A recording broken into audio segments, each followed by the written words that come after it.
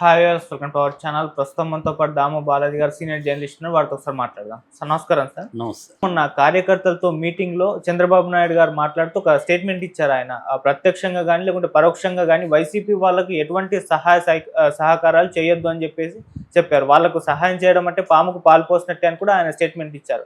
ఇప్పుడు దీనిపైన ఆయన పైన కొన్ని విమర్శలు అయితే వినిపిస్తున్నాయి. అంటే ఇది రాజ్యాంగ విరుద్ధం, వైసీపీ వాళ్ళ వైపున కూడా కొన్ని ప్రజలు కూడా ఉంటారు కదా అని చెప్పేసి కూడా మాట్లాడుతున్నారు. మరి ఆయన స్టేట్మెంట్ ని ఏ విధంగా చూడొచ్చు అంటారు సార్? మీరేం చెప్తారు? First of all Chandrababu YCP వాళ్లకు పనులు చేయొద్దు, వైసీపీ పాము లాంటిది, పాముకు పాలు పోసి పెంచద్దు అని గంగాధర్ నెల్లూరులో ఆయన చెప్పాడు. ఫస్ట్ ఆఫ్ ఆల్ అర్థం చేసుకోవాల్సింది, ఆయన విమర్శించే వాళ్ళు ఏం చెప్తున్నారు, ఒక ముఖ్యమంత్రిగా ఉండి అధికారులకు వైసీపీ వాళ్ళకి పనులు చేయొద్దని చెప్పడం కరెక్టా అని అడుగుతున్నారు. నిజానికి అడగడంలో ఒక సమస్య ఉంది. అదేంటంటే చంద్రబాబు అధికారులకు చెప్పలేదు, గవర్నమెంట్కి చెప్పలేదు. ఆయన చెప్పింది ఎవరికి? తెలుగుదేశం కార్యకర్తలకు చెప్పాడు. తెలుగుదేశం కార్యకర్తలకి వైసీపీకి పని చేయొద్దని చెప్పడం తప్పెలా అవుతుంది? చంద్రబాబు కరెక్ట్గానే చెప్పాడు. వైసీపీ కార్యకర్తలకు మీరు హెల్ప్ చేయకండి అని చెప్పాడు.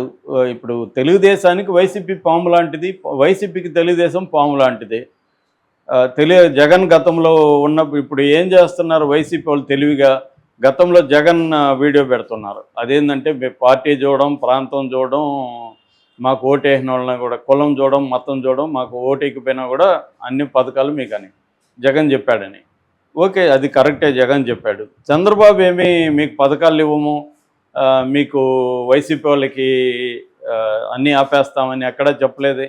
అధికారుల మీటింగుల్లోనో కలెక్టర్ మీటింగ్లోనో చంద్రబాబు వైసీపీ వాళ్ళకి మీరు పనులు చేయొద్దని చెప్పలేదే. తన కార్యకర్తలకు చెప్పాడు. తన కార్యకర్తలకి చంద్రబాబు చెప్పడంలో తప్పేం లేదు.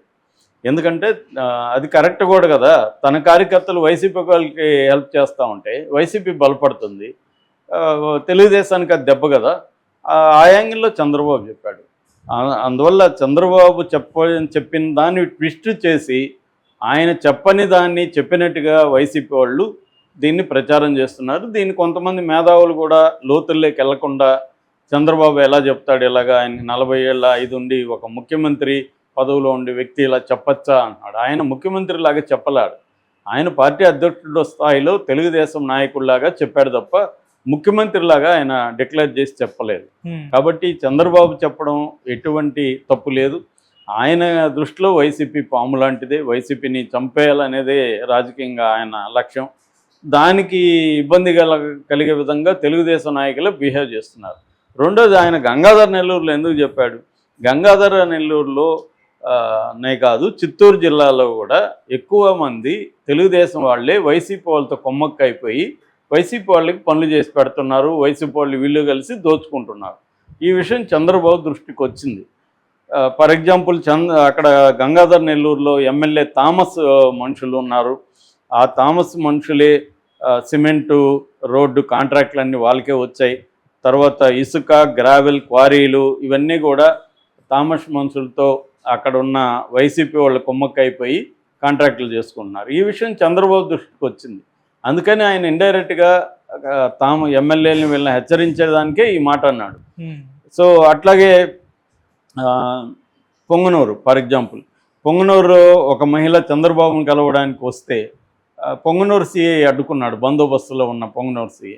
ఎందుకు వచ్చింది ఆ మహిళ అంటే, పొంగనూరులో ఇన్ఛార్జిగా తెలుగుదేశం ఇన్ఛార్జిగా ఉంటున్న చల్లా బాబురెడ్డి అనుచరుడు మాధవరెడ్డి అక్కడ వైసీపీ వాళ్ళతో కొమ్మక్కయ్యి ఈ మాధవరెడ్డి ప్లస్ వైసీపీ వాళ్ళు ఈమె భూములను ఆక్యుపై చేసుకున్నారు.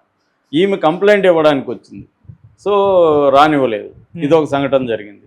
అట్లాగే మన చెవిరెడ్డి భాస్కర్ రెడ్డి ఉన్నాడు కదా, వాళ్ళ ఓఎస్డి ఇప్పుడు మంచి పదవులకు వెళ్ళాడు. అతను వైసీపీ వాళ్ళు కలిసి అక్కడ దోచుకుంటున్నారనే విమర్శలు ఉన్నాయి. అట్లాగే పెద్దిరెడ్డి మనుషులు కూడా ఇప్పటికీ యాక్టివ్గానే ఉన్నారు. అట్లాగే వైసీపీ టీడీపీ ఉద్యోగులు కూడా కుమ్మక్కైపోయారు. మొన్న ఈవెన్ నెల్లూరు పొట్టి శ్రీరాములు నెల్లూరు జిల్లా ఈనాడులో ఒక కథనం వచ్చింది. అదేంటంటే అధికారం కూటమిది, పెత్తనం వైసీపీది, సిండికేట్ మాయ అనే ఒక వార్త ఈనాడులో వచ్చింది.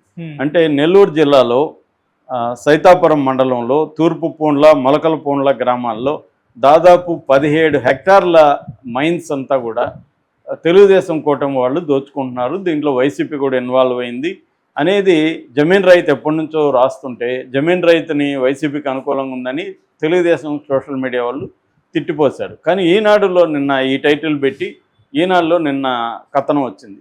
అక్కడ దాదాపు 2,60,000 టన్నుల మైనింగ్ జరిగింది, అమ్మేసుకున్నారు. ఎందుకంటే చైనాలో విపరీతమైన డిమాండ్, క్వార్జ్ అంటారు, క్వార్జ్ మైనింగ్.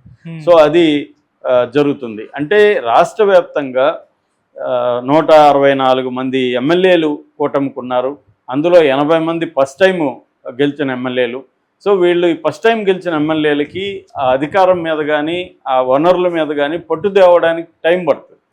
ఆల్రెడీ 5 ఏళ్ళు వైసీపీ ఎమ్మెల్యేలు కావచ్చు, వైసీపీ లోకల్ నాయకులు కావచ్చు, అక్కడ ఉన్న వనరులను దోచుకోవడంలో వాళ్ళు ఎక్స్పీరియన్స్ వచ్చేసింది వాళ్ళకి. వీటిని ఎట్లా ఇప్పుడు ఇసుకని ఎట్లా తవ్వుకోవాలి, దీన్ని ఎట్లా రవాణా చేయాలి, దీన్ని ఎట్లా ఎక్కడ అమ్ముకోవాలి, ఈ వ్యవహారం మొత్తం వాళ్ళకి తెలుసు.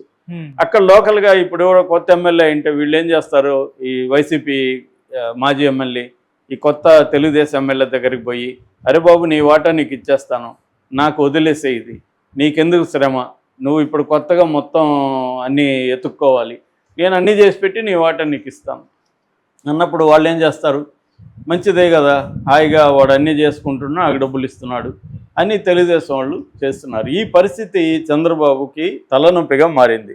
ఎందుకంటే కేడరు, తెలుగుదేశంలో కేడర్ కావచ్చు, తెలుగుదేశంలో నాన్ అఫీషియల్ తెలుగుదేశం సపోర్టర్లు సోషల్ మీడియాలో చాలామంది యాక్టివ్గా ఉంటారు. జర్నలిస్టులు కావచ్చు, మేధావులు కావచ్చు, సోషల్ మీడియా యాక్టివిస్టులు. వాళ్ళు నాన్ అఫీషియల్, వాళ్ళు ఏమి డబ్బులు తీసుకొని తెలుగుదేశాన్ని ఒకటే బ్యాచ్ కాదు.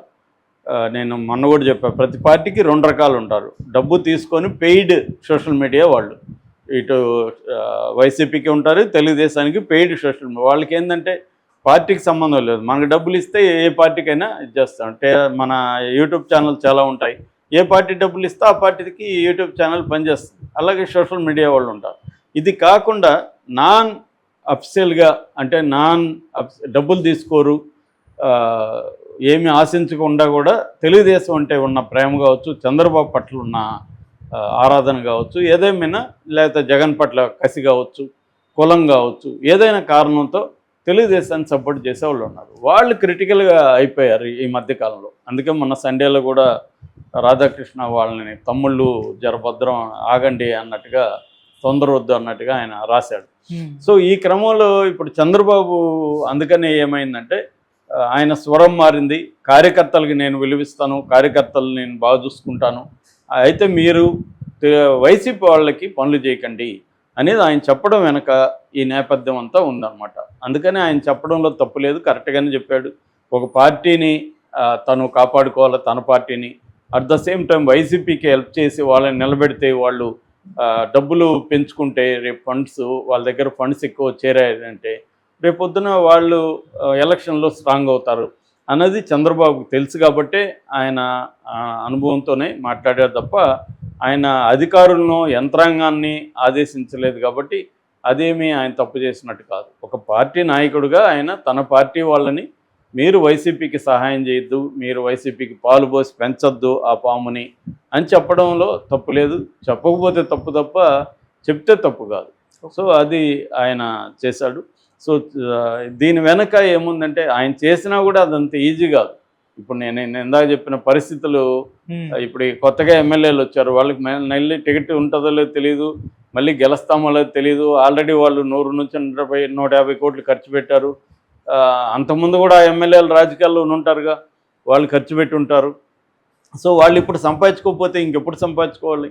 ఇప్పుడు వాళ్ళన్నీ కష్టపడి ఇప్పుడు వాళ్ళు మళ్ళీ నిర్మాణాలు ఇవన్నీ చేసే బదులు ఇప్పుడు ఈ క్వార్జ్ ఉంది నెల్లూరులో, ఈ క్వార్జ్ని చైనాకి ఎట్లా తీసుకెళ్లాలా, ఏమేమి చేయాలి అన్నీ వైసీపీ వాళ్ళకి కొంతమందికి తెలుసు. ఆల్రెడీ 5 ఏళ్ళు చేశారు, అధికార యంత్రాంగంతో వాళ్ళకి సంబంధాలు ఉన్నాయి. అవన్నీ చేసుకుంటున్నప్పుడు వీళ్ళ వాటా వీళ్ళకి ఇచ్చేస్తే వీళ్ళు ఎందుకు ఆపుతారు? ఇది మేజర్ ప్రాబ్లం. దీన్ని అడ్రస్ చేయడానికి చంద్రబాబు ట్రై చేస్తున్నాడు. మరి ఎంతవరకు సక్సెస్